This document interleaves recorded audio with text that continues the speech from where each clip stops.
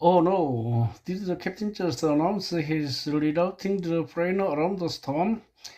Yeah, and our connecting flight is only 30 minutes after we are scheduled to land. If we do make it, it'll be by the skin of our teeth. Let's figure out where we have to go when we land. I'm glad we traveled right because we might have to run. Best case, uh, best case scenario, our next flight is delayed by the weather.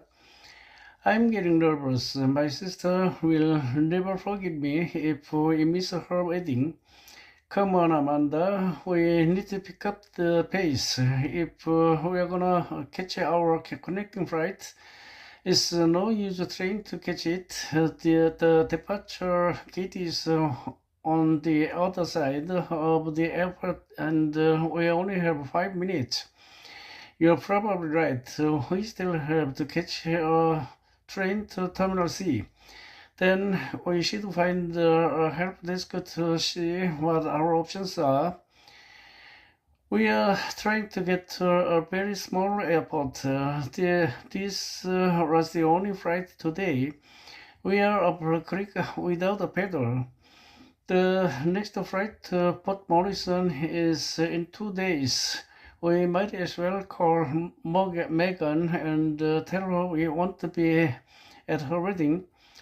There's no way we are throwing in the towel. Let's see what our options are with buses or trains.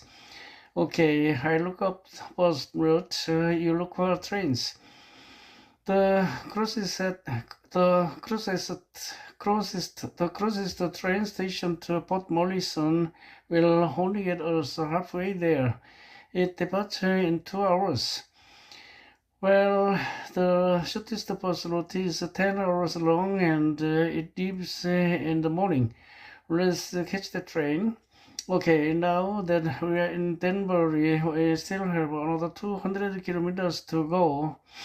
For now, since there are no rental cars and the next bus leaves in 8 hours, we have to think outside the parks.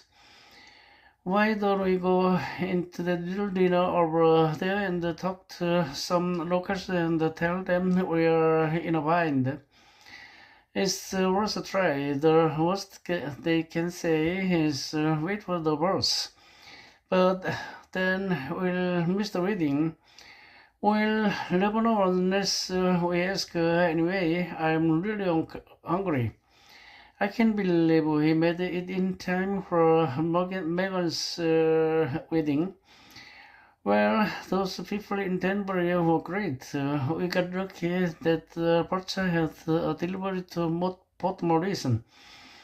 We were amazing at thinking on your feet when we missed the rest of ferry. If the only way to the island was by boat, why not ask a fisherman for a ride? This will make for a great story tonight at the reception. I hope we can take a shower first. We smell like fish and raw meat. Wait, I thought this place was called Greenland. Where are all the trees?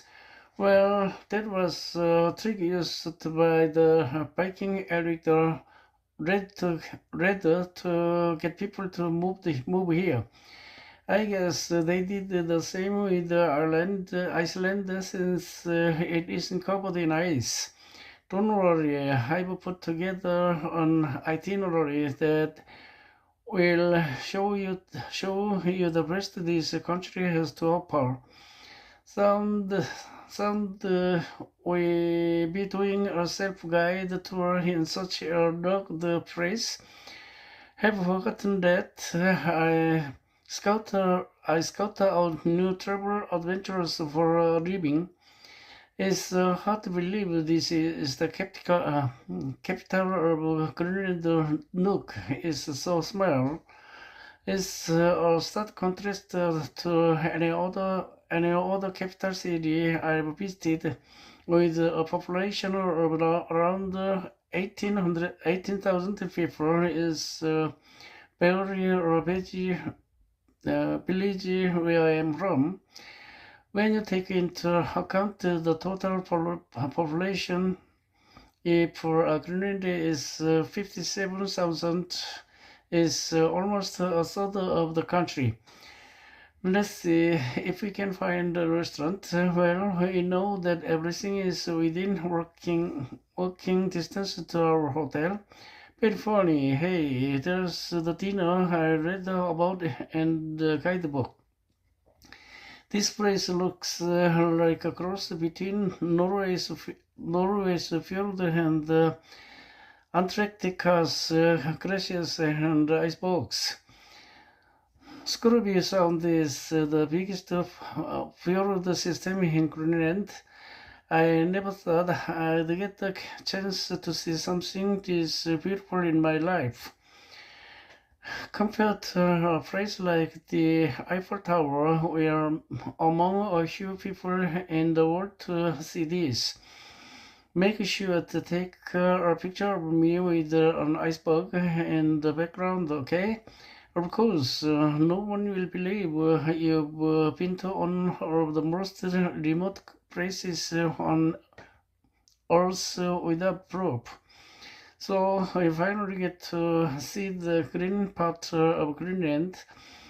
The southern tip is where the Vikings lived when they first got here. Their society revolved around farming and fishing. I wonder if the early settlers felt like they were tricked into moving here. It isn't exactly great for farming. It couldn't have been much worse than what they were used to back home. Hey, look, is that a whale out there? See, it's not all bad. They probably didn't see whales very often where they came from. Greenland wasn't that I expected. Still is definitely a diamond in the rough.